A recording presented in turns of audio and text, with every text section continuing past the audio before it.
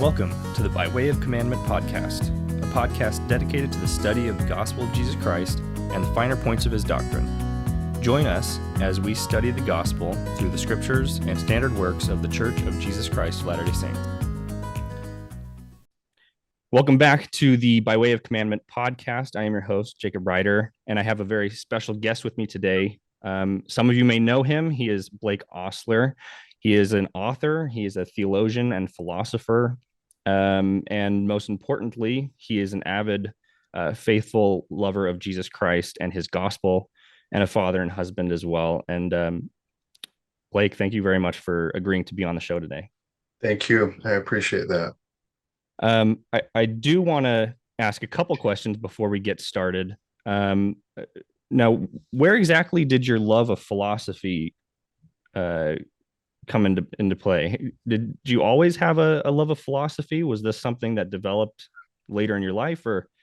I have had, since I can remember, the question, how is it that my brain is giving rise to this consciousness?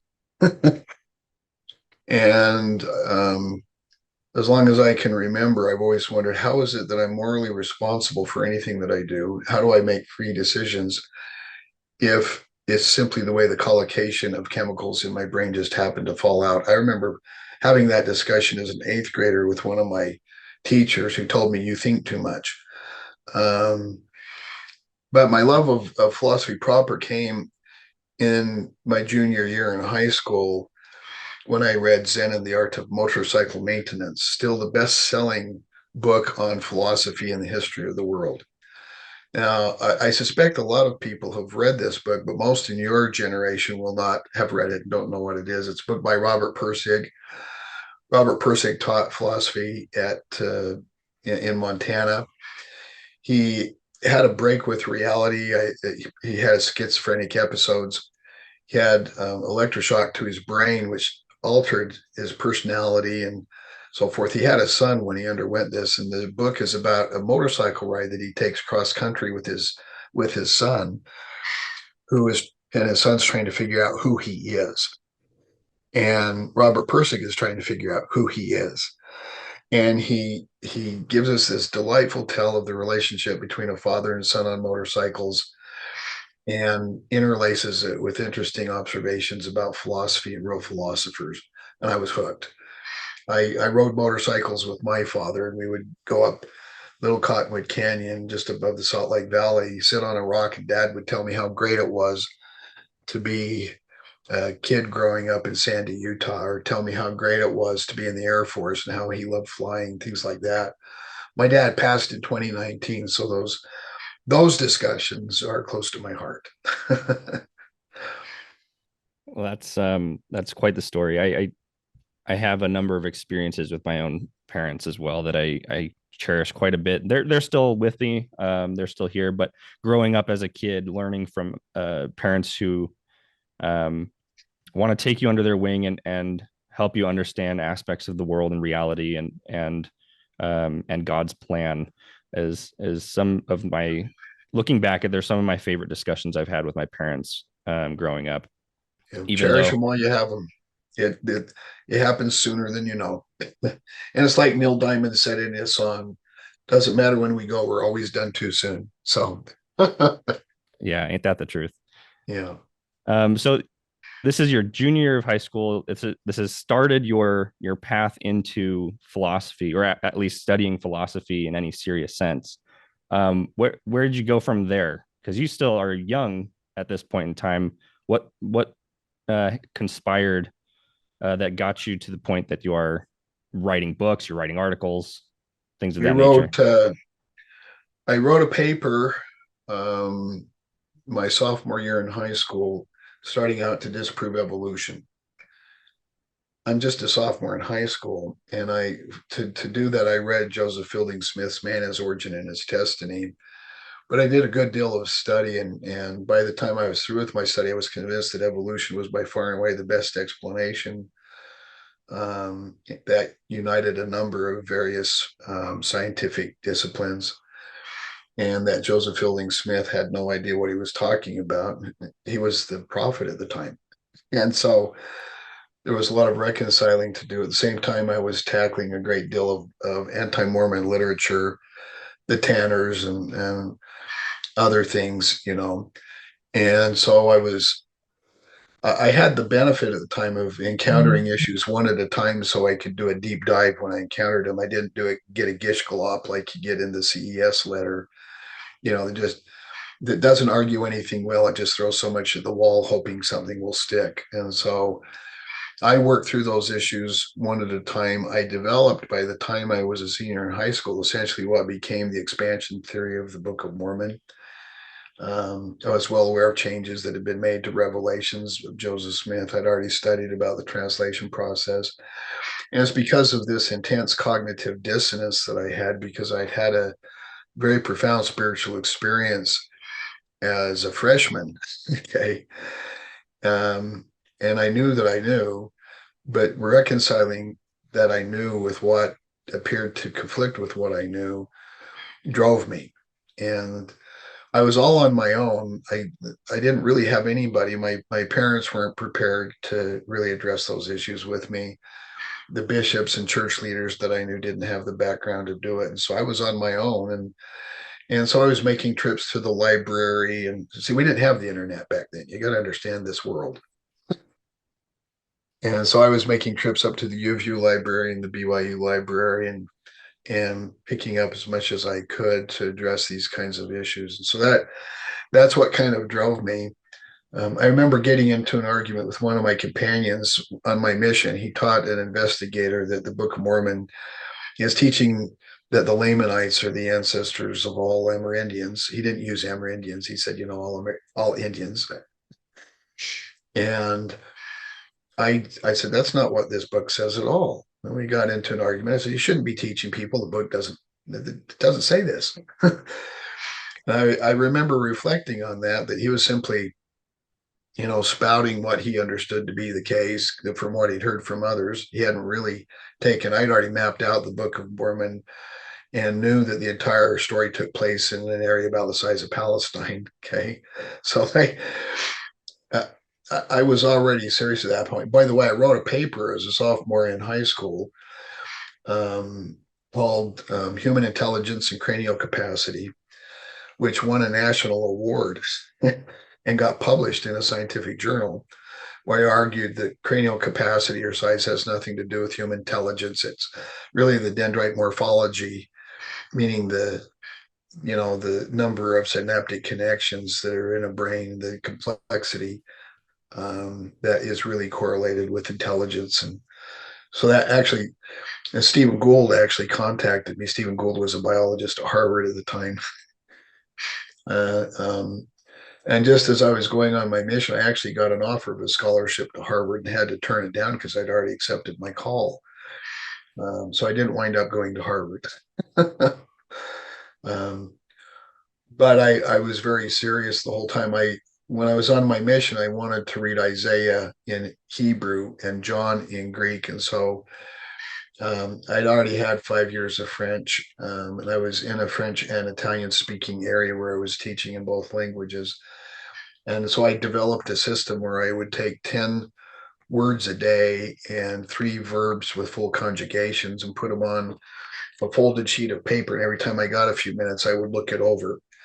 And in the evening, I would go over in my mind that list of words and the conjugations. Then the first thing when I woke up, I would go over it again. And if I couldn't recall it, I went back on the sheet of paper with some new words. Okay.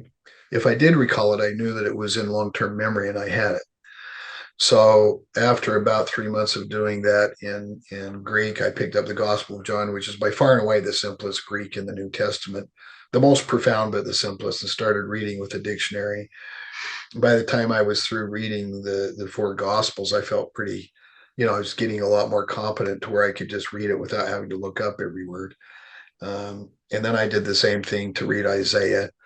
Took 4 months to memorize the vocabulary and get down biblical Hebrew, and then picked up Isaiah and started reading. Read about 8 books in the Old Testament in Hebrew, and found that by the time I was done, I didn't really need a dictionary for much. I was understanding a lot.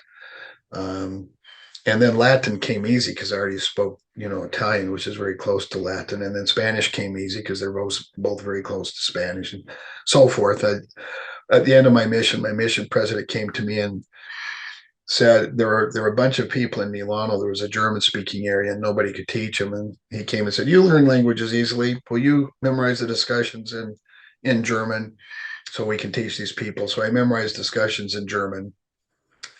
Realized I had no clue how to pronounce anything. So he lined me up with one of the older ladies in the branch where we were, and she was going to come over to teach me how to pronounce things.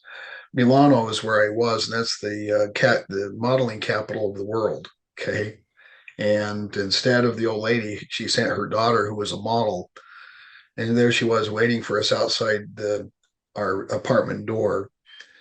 And I realized very quickly I was not going to learn a darn thing if she was teaching me German. I was never going to be able to concentrate. And so besides, it was against the rules to let her in. Found out that her grandmother was really intent on setting her up with me. So um, I had to learn German on my own. I learned to read it, but I found out very quickly I had memorized the discussions and I knew how to say things, but I didn't know how to respond. So if they had questions, it was like, I'm not sure how to say that. But I studied German for a while and got proficient in German. I haven't kept it up as well as some of the other languages. But anyway, so then when I got back from my mission, while I was in law school, I picked up Budge's grammar in Egyptian and started learning Egyptian. Um, hieroglyphic, and then I moved to Demotic and there's hieratic, hieroglyphic, and Demotic and Egyptian, and they're all variations of the very same writing system, and so they're easier to pick up once you know one of them. But I found that already knowing Hebrew was somewhat helpful. They're both Semitic languages, and so it came because I'm too stupid to know I can't do it, and because I'm stubborn, and because I have this insatiable curiosity. So how many languages do you actually have a working knowledge of? I'm fluent, speaking four, partially fluent in two more. I also studied Swedish because my ancestry is Swedish, and my wife went to Sweden on her mission, and I had to do depositions in Swedish in a case that I did that was a patent case involving Nitro Nobel, where we went to Stockholm to do depositions. So I picked up Swedish. Haven't kept that up as well either. I need to practice it more. But eight, and if you include English, which I'm somewhat proficient in nine. I served my mission in Southern California, and halfway through they switched me to a Tongan speaking uh, congregation, or it was essentially like three different wards, but they all met in different areas, and so I had to travel around. And one Sunday I'd be in one, and the other at another time. And I spent the second half of my mission learning Tongan, and Wow. um, it was surprisingly easy. Um, I had a Tongan companion at the Oh time, yeah, yeah. so he helped Makes it me. easier. He helped me with a lot of it, and so, but I had a just this kind of insatiable um, desire to study the language. I felt very inadequate being called to a different language because I knew my history growing up in high school and trying to learn, 4 years of Spanish and not feeling very confident in my abilities at all. And so I get to my mission, it's English speaking. I'm like, yes, all right, I can do this. And then halfway through, they said, hey, can you learn Tongan? Wow. And I took up the challenge. So by the end, I was fairly fluent. I haven't not kept up with it at all, and so it'd be pretty rusty. But I've learned since that um, trying to study another language on my own has been incredibly difficult. And right now, I'm trying to learn Hebrew, Right. and there's a number of apps and programs that you can use online that have been helpful, but most of them all have to do with modern speaking Hebrew. and very few of them have anything to do with learning the Hebrew Bible. Like Um, biblical Hebrew is very different, and but finding somebody who actually speaks biblical Hebrew is really difficult because all the people are dead. It's like Koine in Greek, you know. Not a lot of people speak Koine, so I see the words. I'm not quite sure how to pronounce them, and I'm not sure anybody really does know how to pronounce them. So I look at how they're written and pronounce it as best I can. But I'm never quite sure on which syllable the emphasis goes, and so it's just yeah, I'm right there. Um, Trying to study myself is has been pretty difficult, but I try. And I drive my wife nuts as I walk around the house trying to pronounce things in a unintelligible fashion. yeah. I find it really easy to keep up Italian, French, and Spanish, especially Spanish. My wife and I served a mission. It was a service mission where we were teaching English to immigrants, and I was giving pro bono legal advice to immigrants in Spanish. But the Spanish spoken in Mexico is very different from the Spanish spoken in Peru or Argentina and things like that. And so I'm used to hearing the various accents, and I can reproduce some of them pretty well. But it's a pretty wide variation, and I love the Spanish from Spain. Um, like it's like the Italians, the Toscana province where Italian actually originated is a much purer than, so for instance, if you were to speak to a Sicilian who speaks a dialect based on Siciliano, or like Genèse, which is the dialect in Genoa. So they have very different ways of saying things. That's why I like listening to Bocelli sing so much, because his Italian is so pure and because he sings really well. Um, so during your mission, you are speaking very different languages, kind of all simultaneously to different people.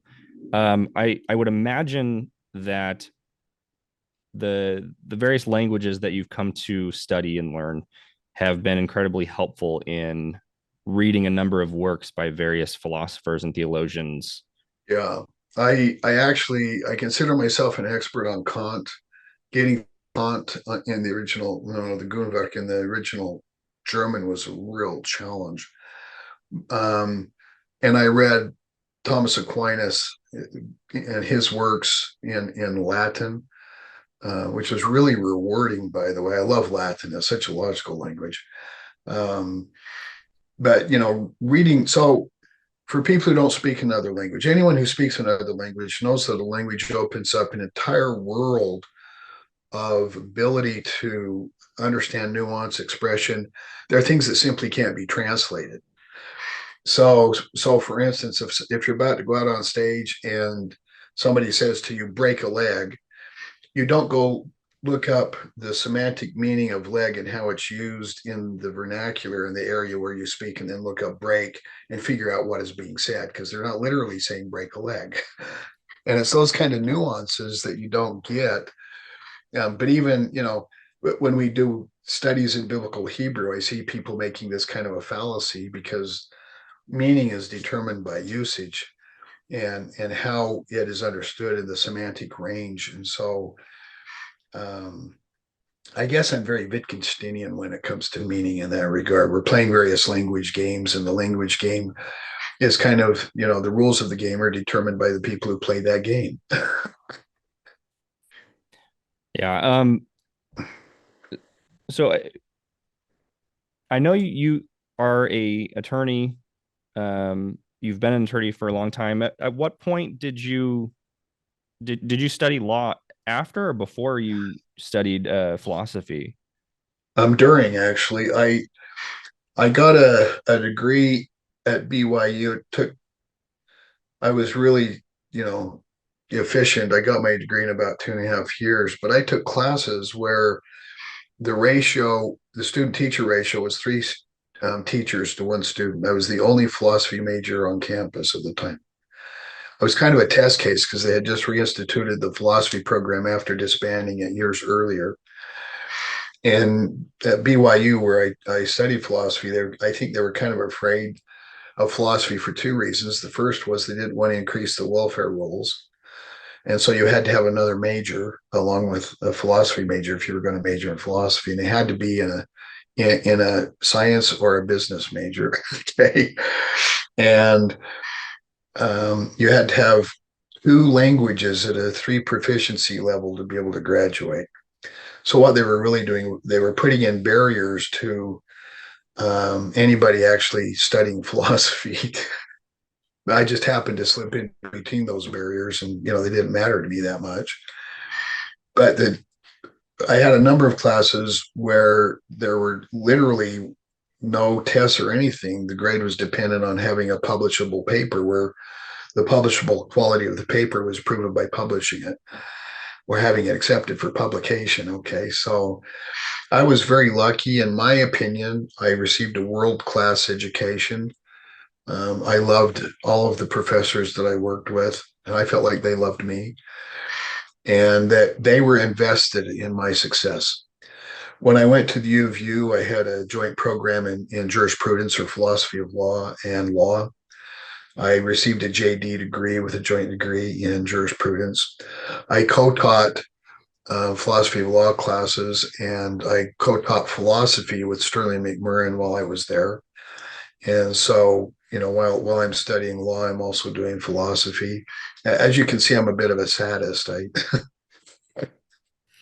apparently like to just pile on too much because I also had two children and a wife that wanted my attention during that time. And so, but I never had more time than when I was in school. I put together my schedule so I always got up and had a 7 o'clock class and had an hour in between classes, and I would go study in between classes. And while I was an undergrad, I worked two jobs. I was a TA. I was a TA for Truman Madsen and David Polson. I was a research assistant for Hugh Nibley. Um, in my, I believe that I was able to study with the best minds in Mormonism during the time that I was in school. I loved each of those men. They were all wonderful mentors, wonderful people. I mean, I couldn't have asked for better people in my life. And I feel blessed to have been able to do that. Really, honestly, it's been an amazing ride. Um, Part of me wants to just scrap the whole subject matter of our discussion today and just do a Blake Ostler story hour. Um, We can come back if you want. well, that would be great because there's you listed off a handful of names that are very big names in Mormon thought, um, and I think every one of them deserve to have some of their stories told. And I and agree with and that. and the contributions that they've made to not just the LDS Church as a structure, as an organization, but in terms of philosophical and theological thought. Yeah, I agree with you. Um, but I did want to ask because you're doing your law degree simultaneously with a philosophy degree, and you're the only philosopher in BYU. What exactly was the reason that they're putting up these barriers to entry into a philosophy degree? Well, first of all, let me correct you. I wasn't the only philosopher at BYU. There were a number of very eminent and qualified teachers in the philosophy department at BYU. I was the only philosophy major. Okay. Okay, yes. And so what had happened is several years before, the philosophy department at BYU had been disbanded. There were four members of the department. Three of them were excommunicated, and the fourth was sent on a mission. That was Truman Madsen. He was a mission president. He was sent to New England and was president of the New England mission.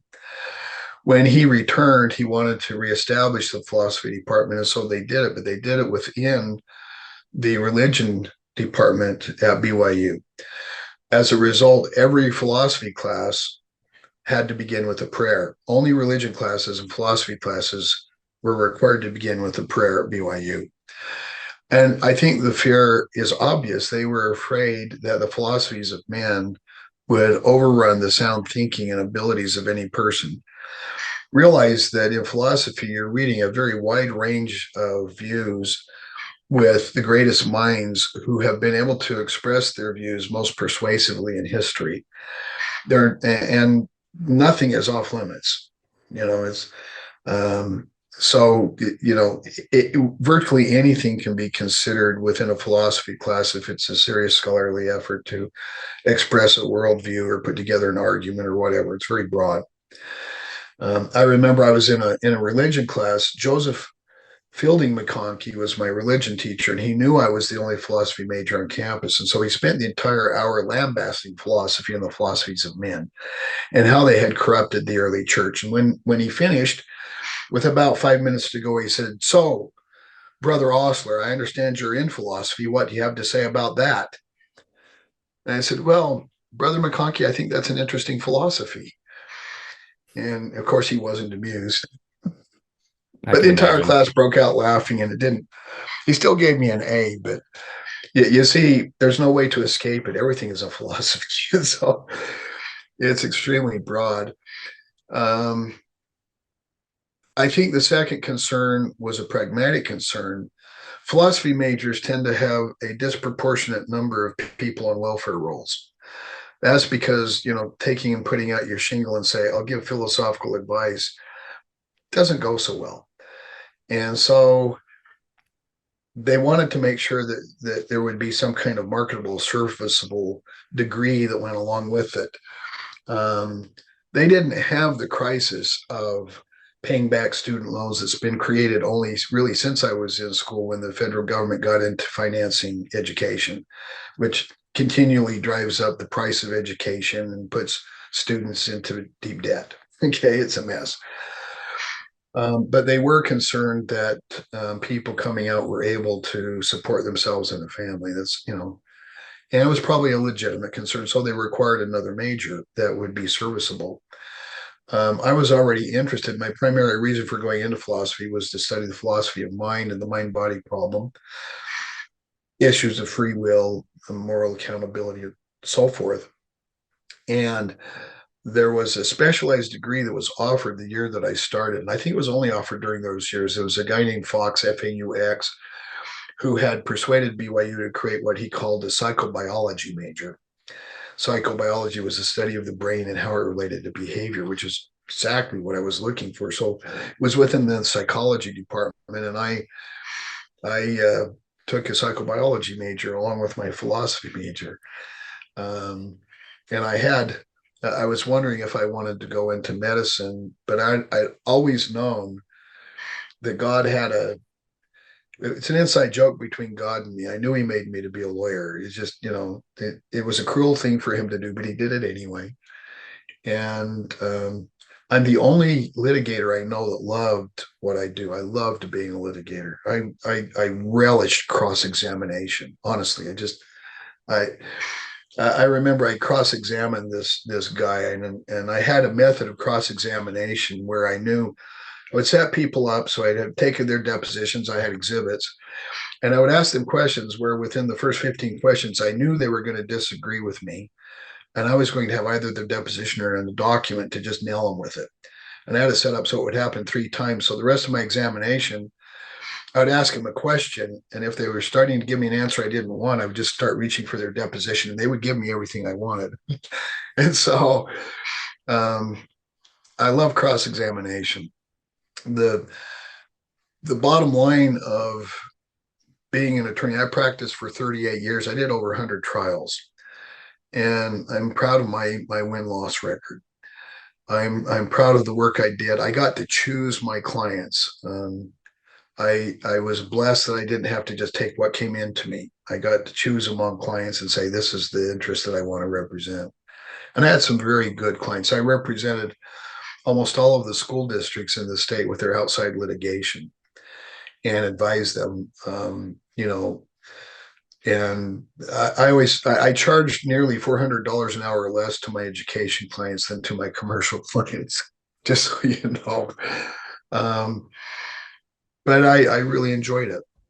Now let's talk about in the philosophy department. When I got there, there were a number of very qualified people.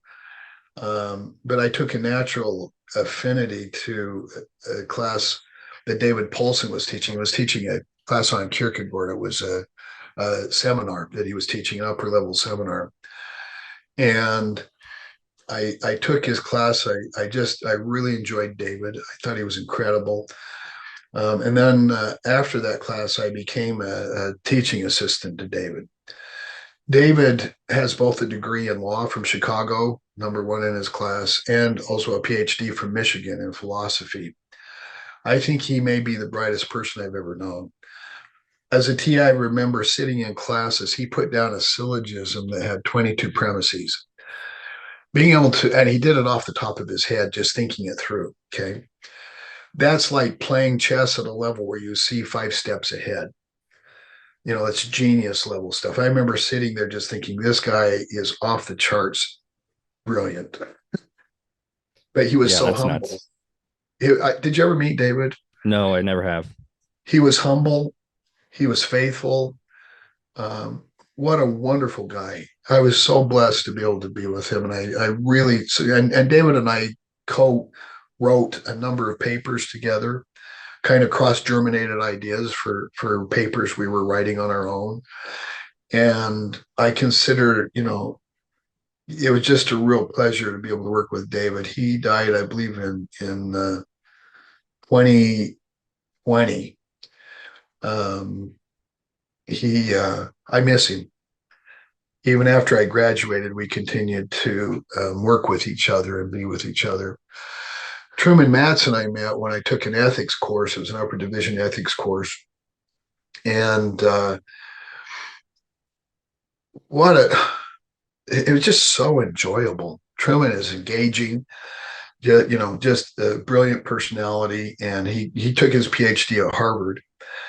And Truman wrote Eternal Man, which I think is one of the most seminal books in Mormon philosophy. It's very short, very to the point, and it's simply an introductory text about how Mormonism interfaces with various philosophical issues. Yeah, And it's it's, very accessible.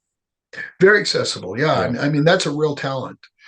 Truman also taught courses in mnemonics or memory devices for ways to remember things, which was very helpful. Okay.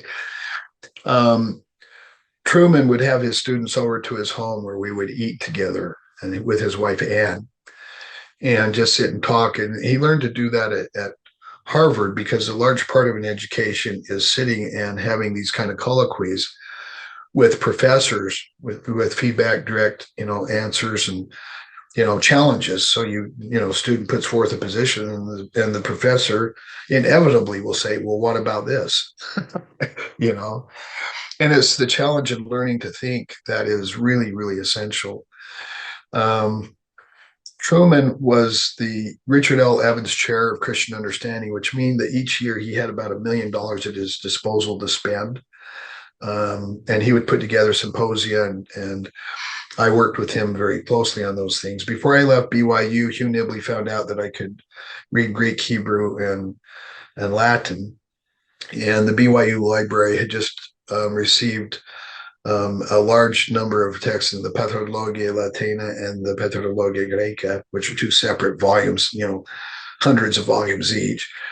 And he had a lot of research that he wanted to have done. Now, Hugh Nibley, I don't know how many languages, like 22 languages that he studied in. Yeah, ridiculous. Yeah, just off the charts bright. But he was the quintessential absent-minded professor. Um, I remember in his Pearl of Great Price class, he showed up and he had not only two different shoes, he had two different socks on. And, I don't know who dressed him, but it clearly wasn't his wife. So, and then he would just come into class. I remember once in class, you wouldn't have even known that there were students there. He came in and just started talking and just talked and talked and talked. And he quoted Virgil for about 10 minutes off the top of his head, just had memorized him. Okay. And there was another time where he was quoting from the letter of Clement in Greek. And he just, off the top of his head, he just remembered this. I was his teaching assistant. I was doing some research for him, and there was this citation that he had. And it was for a work that he was doing with an article that was published in the what was then the Improvement era, and it was on the Book of Abraham in Egyptian. And all he had was a name, Burjabai. And I was assisting him to fill in his citations. And he had published this like 10 years before. Okay. And I went to him after class and I said, well, Hugh, this is only partial. Is there a way that I could find out what this is? And off the top of his head, he said, well, let's see, that is in the Proceedings of the British Egyptological Society, volume 32. I think you'll find it about page 142, and it's Burjabai, and I think it's footnote 128, just like that. Okay. And I went and looked, and it, in fact, Birchby was exactly what he said it was. It was exactly where he said it was. And this was like a decade after he had published this stuff. It was like, how does this guy do this? This is amazing. I was just awed and wowed. Though I have to offset that. I'd been his TA for about a year. I was in the fourth floor of the Harold B. Lee Library where the Ancient Studies program was. I was going through files and putting things in that he'd asked me to get. And he walks in. It was probably about 8:30 in the morning. He walks in and goes, "Who the hell are you?" And I looked at him. What? I've been working with you for a year. Who are you? Who told you you could get into my files? I said, well, Hugh, it's me. I'm Blake. You told me to do this, remember? He goes, oh, well, in that case, I want you to go look at this source from Clement of Alexandria. It's like, it's just weird. He may have been having many strokes at that time. He had a few strokes later, but it was like, that was weird.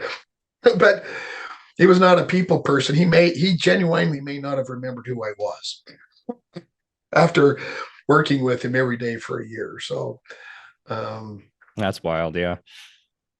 you just, and you'd have to know, Hugh Nibley was just one of those guys who he was as faithful as could be. And when he read the Book of Mormon, he read it from the perspective of taking it seriously as an ancient text and saying, as an ancient text, how would I read this? And so he read it as an ancient text, and it produced fruit. And of course, he did a number of books since Cumorah, Lehi and the World of the Jaredites, and a number of other works. His work on the Book of Abraham, I think, was seminal. When the stuff that was found in 1967 by Aziz Atiya, when he found the papyri in the Chicago Library, he found facsimile number 1 and some of the Joseph Smith papyri. Hugh Nibley was actually back there studying Egyptian when it happened. He didn't know why. He told me, he said, the Spirit was telling me I needed to learn Egyptian. So I went back to start learning Egyptian. And he said, now I know why I'm learning Egyptian. So it was just one of those interesting things. And I just really enjoyed. He recognized that the Egyptian papyri that he was dealing with were a form of the endowment, what Mormons would recognize as the endowment. Okay, and his book, the Joseph Smith papyri as an Egyptian endowment, he published shortly after I left BYU. When I was at the U of U in law school, I co-taught. I'd already done an interview with Sterling McMurrin when I was at BYU. I had read McMurrin's Theological Foundations of the Mormon Religion and Philosophical Foundations of the Mormon Religion, and wanted to interview him for a paper that was an independent newspaper at the time called the Seventh East Press. At that time, it was being distributed on campus with permission of the BYU journalism department, along with the Daily Universe. And it was on the edge to begin with. I mean, the people who were involved with the Seventh East Press, most of them were already on the edge. And I was probably by far and away the most faithful of the people involved with the paper, actually. I don't want to judge them, but given events since, I'd say it's probably true. I did the interview with Sterling McMurrin. One of the things he did is he said he'd never, even though Sterling McMurrin had taught seminary for over 20 years, he said he'd never really believed in the Book of Mormon as any kind of ancient document. And that eventuated in the newspaper being kicked off of campus after my interview was published. And so I'm the one who got the Seventh Day Press kicked off of BYU campus. But I met Sterling McMurrin, very cordial. Sterling McMurrin is an interesting guy. He was the Commissioner of Education for the United States in the Kennedy administration. Okay. So very well connected, very well respected. He took his PhD out of UCLA. And he was always, we had a number of conversations. He was agnostic thoroughly. But he would show up for welfare assignments. He went to priesthood faithfully and loved Mormonism, loved everything about it, loved the Mormon people, and had a great respect for Joseph Smith because Joseph Smith was so daring. Sterling was just kind to a fault. He was a wonderful guy. He moved from the philosophy department at the U of U to the history department because he detested existentialism, which was all the rage in the 60s. And so he couldn't stand it. So he moved into history, and he was teaching basically history of philosophy and history of ideas. And he was very good at that. He'd actually written a text, and I assisted him to teach that class, basically the history of philosophy classes that he taught, and I was able to philosophy of law classes at the same time. Um, they were upper division courses, but they were not graduate courses. And then I took my Juris Doctorate from the U of U in 1985 and went off to practice. But I maintained a relationship with all of them, loved all of them. I thought these were just incredible individuals. Sterling's Theological Foundations of the Mormon Religion is really a seminal investigation of the relationship between Mormonism and historical views in Christianity. I mean, he was an expert in history, and theologically, he understood things well. And so I thought it was very helpful to work with Sterling. As a result of Sterling, I was deeply involved in reading Augustine's works and the patristic fathers, and getting to know real well a number of Christian philosophers and theologians. At the same time, there was a burgeoning interest throughout the United States, kind of a rebirth of religious philosophy or philosophy of religion. That it probably was a result of the arguments by Alvin Plantinga regarding the problem of evil and regarding religious epistemology. And so the Society of Christian Philosophers was created. I became a member along with David Paulson, and we gave a number of presentations. And in fact, David Paulson hosted the Society of Christian Philosophers at BYU. There's an interesting story connected with that. William Lane Craig, who's an evangelical, and I think a lot of evangelicals look at Craig as kind of the pinnacle of scholarly acumen in evangelical arguments, debates, and Sure. various philosophy issues. William Lane Craig was instrumental in making it so that the Society of Christian Philosophers would not accept Mormons. The society had a requirement that a person would have to confess essentially that they were a Christian in order to be a member. And of course, LDS members didn't have any problem with that. But evangelicals like Craig had a real problem with the way that Mormons self-confessed. Okay, they didn't regard us as a Christian, didn't want us to be a part of Christians. There was a backlash and a response to that, primarily by the Adams, who thought that that was incredibly uncharitable, not philosophically accurate, exclusionary. And so after several months, the rules were changed so that Mormons could be members of the Society of Christian Philosophers again. The entire issue hurt David Paulson very deeply.